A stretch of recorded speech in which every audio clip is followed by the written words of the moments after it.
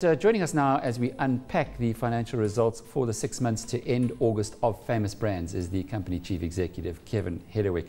Kevin, the numbers are good and the story is good, but isn't it lovely to look back at when the family brought you in? How many years ago would that have been? It's 13 years ago now. And at the time, what was the market cap?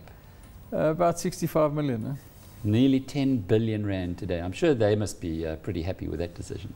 Yeah, very much so, and I mean, well deserved too. You know, they did the early hard yards and had the courage too at the time to bring people like myself in from outside. So they're very happy, and I say they deserve every moment of it. Shareholders who followed you would also be smiling. But what's the story for the next 13 years, Kevin? Are you sticking around? Yeah, there's a lot of stuff going on at Famous Brands right now. I mean, you know, I think we've still got runway in terms of growing this business going forward. I think you can see from the data that's in the release we put out today is that, you know, the food service space is forecasted to grow at an annual compound growth of 5.9%. Africa holds great promise for us. We've been there 15 years. We're going to ramp up our presence in Africa. We're dabbling, as you know, in India, and we're about to open our second one. Steers has come home to roost in a place like the UK, where we've done one and we've blown the lights out by our standards, and looking at a second one in Twickenham in February.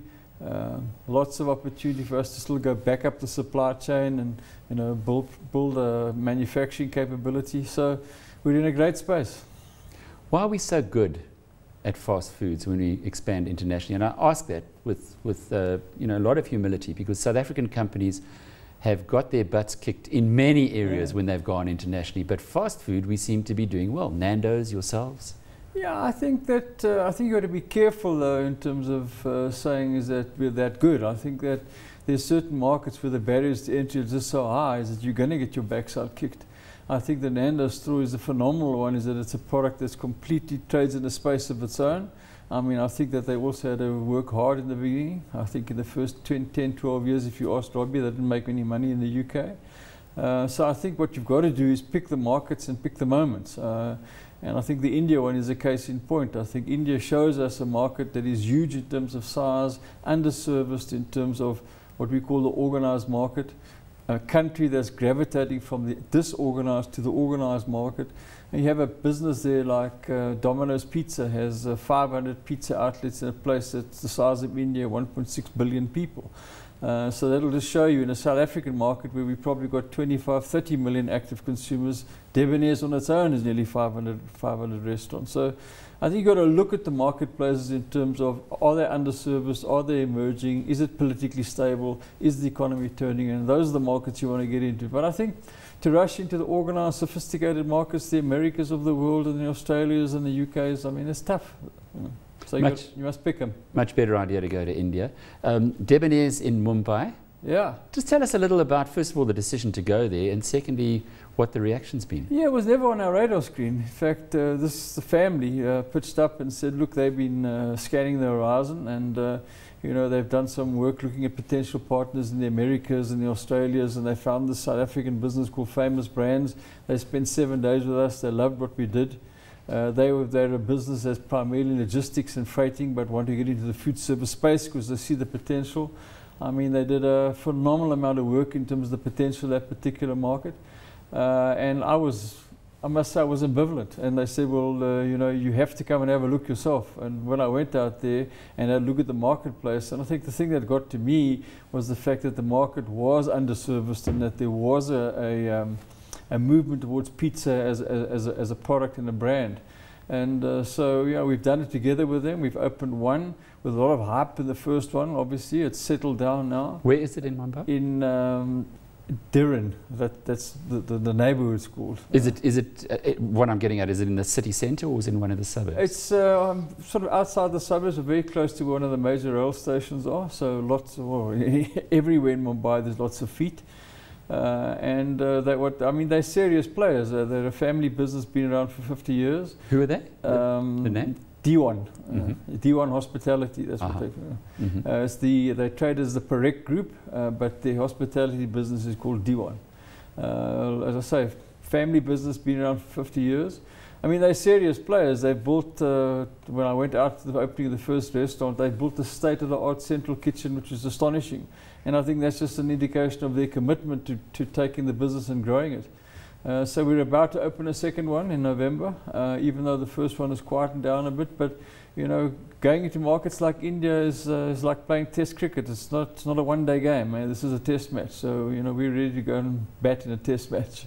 But it does have huge upside potentially. Oh yes, look, if you get it right, the numbers are astonishing. Are there no, apart from Domino's, are there no other major pizza concerns? No, there's a local pizza business, but very geographically confined to a specific market. And then you do find other global brands. There's a bit of KFC around and a little bit of McDonald's. But generally speaking, a marketplace that's very unorganized. They're eating from the street almost. What about Nigeria? Last time you were in studio, we spoke about Mr. Biggs. How's that going? Yeah, look, it's early days. We've been in there 3 weeks now. And so we're all over them like a rash, like only famous brands do. And we're helping to transfer some of our intellectual property as quick as we can. We've got a guy on the ground there that's worked with them, and we're teaching him the famous brands way. We've quickly done a budget for next year because their financial year starts on the 1st of January. And we've given them quite an extensive to-do list in terms of things we want done. But what I will say is that last week they opened a new look and new feel Mr. Biggs in a Ikeja shopping centre in Nigeria. And it looks sensational and it's doing well. So we're excited about the relationship with UAC. We think that we can use that as almost a beachhead to launch some of our other brands. So they're great people to work with, so very optimistic. Are you going to change the menu? No, I think you've got to be very careful, you know. And I mean, I suppose people like you know me very well in terms of my SAB Miller background. And I mean, if you just look at the way that the SAB Miller guys do, I mean, they'll go into a country like Africa and, you know, the temptation must be for them to charge in there with their own brands like Castle. But what they don't do that. They go in, they pick up the local brand, they make sure that the quality is right, that the service is right, that it's cold, that the packaging is good. They do the same with Mr. Big. We're going to go and, you know, we're going to take what we think is a bit of a rough diamond, polish it, and take it to market. We think that the Mr. Big's product offering, there's a lot of space for that in the Nigerian market. But sure, what we are going to look at is look at retail in terms of property and say, well, you know, that piece of property would far better be serviced as a Debonair's, so let's put a Debonair's there. Because Mr. Biggs does service rather the bottom end of the market in a place like Nigeria. And is there scope for the other brands? Oh yeah, I mean, you know, one of the more exciting brands for us in our stable in the African context is Debonair's Pizza. I mean, it's becoming a phenomenon even in the South African context. You know, we've got 5 on the ground now, and we've done that literally by, you know, slow burn, trying to do it out of Midrand, which is really slow burn. I think having an infrastructure on the ground in Lagos is certainly going to give us traction very quickly. And pizza as a product and Debonair's as a brand in Nigeria is being embraced like it's astonishing. Overall, this is a business that's worth almost 10 billion rand. I'm sure you're looking forward to celebrating when that day arrives. It's just around the corner, though. Yeah. 43% up in the past year. Shareholders have been supporting you aggressively. Kevin, does it worry you sometimes when you see the way the share price has been moving?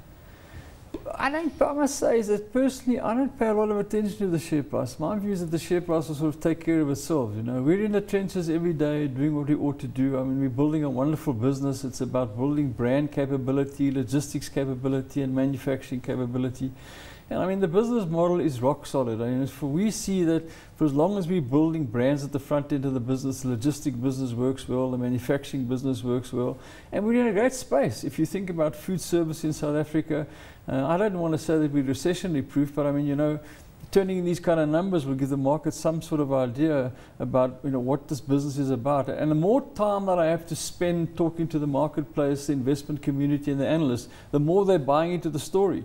And I think that the story is being reflected in the price-earnings ratio that you see. But when are you going to get to saturation? Because one of the points that you make in your Stock Exchange News Service announcement today is that 65% of South Africans over the age of 16 bought from a fast food outlet in 2008. And now it's gone up to 78%. I mean, you wouldn't expect it to ever get much higher, surely. No, I think what we can do, though, is there's still lots of work to do in terms of taking our brands into even the let's call it the unorganized market in the South African context. I mean, there are many markets in South Africa where we still don't have a presence. And when I say we, I'm talking about the industry, the category. Is that, I mean, you know, we're about to open a restaurant in a remote place called Flagstaff one of these days. Oh, yeah. I mean, in the Eastern Cape? In the Eastern Cape. I mean, if you said that to me 4 years ago, I would have said you must be crazy. People at Flagstaff must be excited. They're very excited, especially about debonair. So I think there are lots of opportunities still in the South African landscape to make our product available, affordable and accessible. And when that happens, you know, people embrace it. So in the South African landscape, still lots to do in terms of growing some of our smaller brands.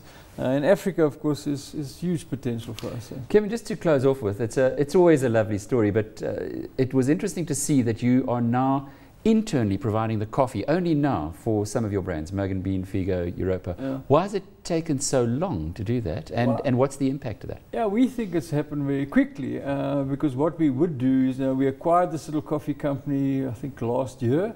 A great operator who's as passionate about coffee as a winemaker is about wine.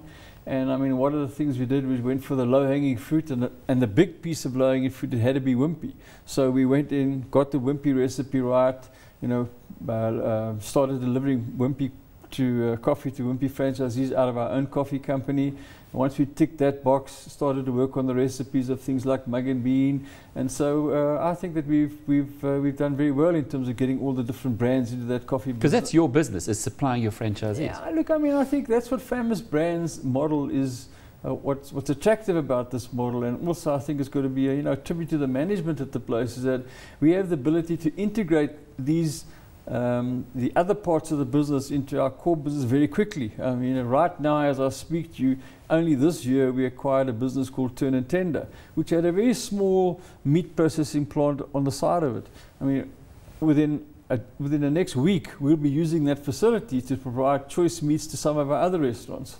You know, the bakery business, which we bought from, in terms of the bread basket, already, as I speak to you, is providing bread products to some of our other restaurants. So we do that, and we think we do it quite quickly, and that's what you see coming through in the results. Our ability to integrate businesses into our own happens quite quickly, and you're seeing it in the results.